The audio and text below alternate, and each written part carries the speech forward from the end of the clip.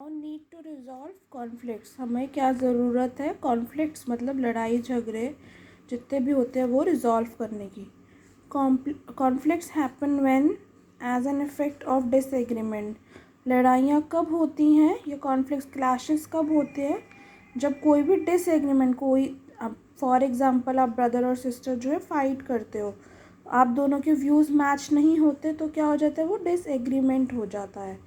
There is a danger to an individual और groups interest, यानी कि किसी भी इंडिविजुअल को, अकेले पर्सन को कॉन्फ्लिक्ट में या फिर किसी भी ग्रुप को क्या हो सकता है, डेंजर हो सकता है, खतरा हो सकता है। People tend to react to a condition based on their opinion. जो पीपल है, लोग हैं, वो क्या करते हैं, रिएक्ट करते हैं किसी भी कंडीशन के ऊपर अपने ओपिनियन के बेसिस पर। Many a times they react violently. ज़्यादातर वो कैसे, वायलेंटली मतलब लड़ाई झगड़ों से डील करते हैं ताकि वो जो अपने डिस्प्यूट्स या झगड़े हैं वो रिजॉल्व कर सके, गुस्से से रिएक्ट करते हैं। Such powerful and strong responses tend to threaten the peace of the society. ऐसे पावरफुल और स्ट्रॉन्ग जो रिस्पॉन्सेज हैं वो जो है शांति को, हमारी सोसाइटी के पीस को जो है थ्रेटन करते हैं, डराते हैं। The Indian Constitution clearly defines laws to be followed by the center and the states for resolving differences in a situation of conflict। यानी कि जो इंडियन कॉन्स्टिट्यूशन है वो क्लियरली जो है, जो लॉज है जो भी फॉलो होंगे by the centre government and the state government, different मतलब वो उनमें डिफरेंस होता है और वो सिचुएशन के अकॉर्डिंगली ही या फिर कॉन्फ्लिक्ट के अकॉर्डिंगली ही रिएक्ट करते हैं, रिजॉल्व करते हैं। अपार्ट फ्रॉम लीगल प्रोसीजर्स के अलावा देयर आर अल्टरनेटिव्स, कुछ अल्टरनेटिव्स भी हैं, जैसे कि नेगोशिएशन, मीडिएशन एंड कंसाइलेशन। यानी कि जैसे अगर आपके बीच में किसी से लड़ाई हो रही है, फाइट हो रही है, तो आप क्या करते हो, अपने किसी फ्रेंड को बुला लेते हो कि भाई आप बताओ कि क्या हो सकता है, कि कौन सही है, मैं या वो सही है। तो मीडिएशन या फिर नेगोशिएशन की आप ऐसे कर लो, मैं ऐसे कर लेती हूँ, तो ये होता है। इसके अलावा भी ये सारी चीज़ें लोग जो है डील कर लेते हैं। Now let us discuss the government's role in resolving conflicts and disputes. Government का क्या रोल है जो इश्यूज़ है उनको और डिस्प्यूट्स को रिजॉल्व करने में।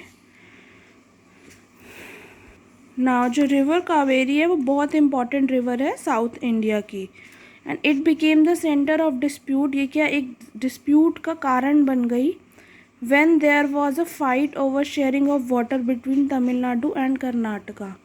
यानी कि जो तमिलनाडु स्टेट और कर्नाटका स्टेट के बीच में है ये, तो इसलिए वो दोनों ही उसका वाटर यूज़ करना चाहते थे।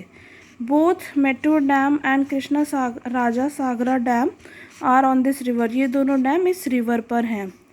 द कॉन्फ्लिक्ट अरोज, कॉन्फ्लिक्ट कब आया, जब Tamil Nadu felt that Karnataka was not releasing enough water for irrigation purpose during season of insufficient rainfall.